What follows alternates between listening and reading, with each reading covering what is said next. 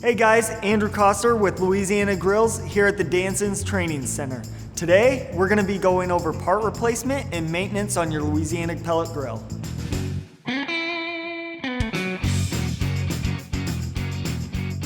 We're going to be using an LG 900, but since all Louisiana grills have a similar burn system, these will be relevant to all Louisiana grills, including yours at home. So in this video, we're going to go ahead and show you how to remove and replace the control panel on your Louisiana grill.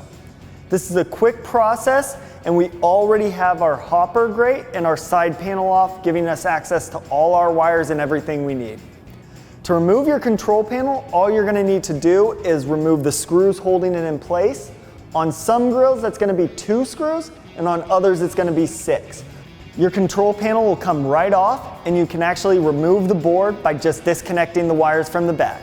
Now that we've removed our control board, we can not only go about replacing it, but we can go about cleaning out the inside of our hopper, including the fan blades and any gunk that might be built up inside there, and get right back to grilling.